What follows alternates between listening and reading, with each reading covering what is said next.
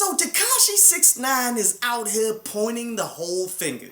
He's pointing the whole finger like the evil monkey in Family Guy. He's pointing the whole finger like he's the #1 fan. He's pointing the whole finger like he's Phoenix Wright. You feel me? And some people out here are actually kinda shocked that he's doing this. And I'm like, how? Like the rainbow colored hair rapper who tattooed a whole sex position on his face. You're shocked that this guy is dropping a whole dime. Real talk, who put this guy on? Because if you can't tell that he was a snitch to begin with, then you have the worst judge of character I've ever seen. Like, your judging of character is worse than the NFL team that chooses to put Nathan Peterman on their squad over Kaepernick. Yeah, the guy that threw 5 interceptions in one half.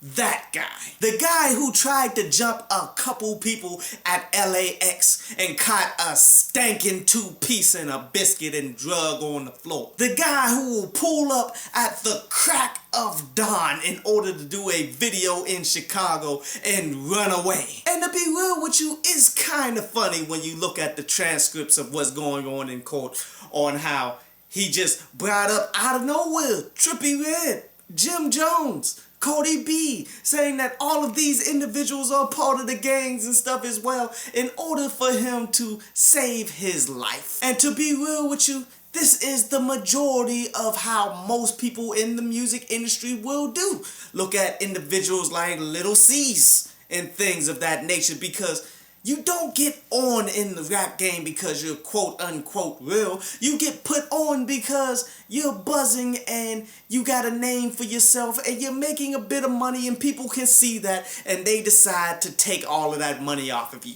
That's when labels will come in and give you the name and will go ahead and put you in positions because it's the money or it's the message that they want to be spread. You dig? So once you understand this and understand that that has nothing to do with authenticity, then you realize that they will put on anybody. And this is why we got to circle our wagons when it comes to hip-hop, man. Like, not saying that everybody who should do hip-hop music should be a hardcore gangster that's in the streets and murdering people. No. One, these people need to come up through the grassroots and be respectable amongst our peers on top of being a quality musician. You dig? Like, we need to weed out these Tekashi 6ix9ines and other garbage MCs along that lines that really ain't gonna do nothing but make everything worse for everybody in the game. I mean, look at his whole career path, because when you look at some of these quotes that he's saying, the Trey 9 gang that he was once part of, if it wasn't for them, he wouldn't have had the credibility to ultimately become the rap artist that he is now. This is his quotes. This is what he's saying on the stands, and clearly he's telling the truth. So what you're telling me is these people had options on who they wanted to put on, and they settled on him. So he all but admitted that his career path began off as CB4, but now is ending like the very ending of Nino Brown.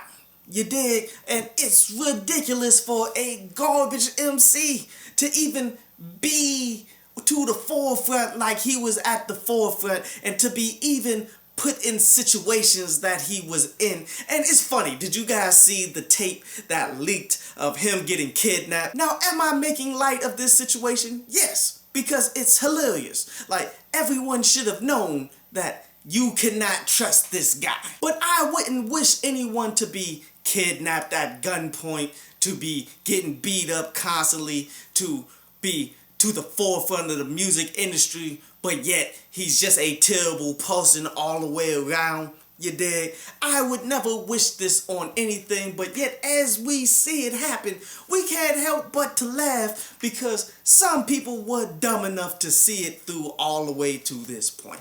But it is what it is, bruh. And hopefully again, next week some actual music will come out that we can review. But until then, I'm just keeping my popcorn ready for this whole saga that's going on, dude, because this is just pretty bad. I hope you enjoyed the show. You can follow me at Twitter up there, and you can go to downloadpads.com that's down there to read today's article.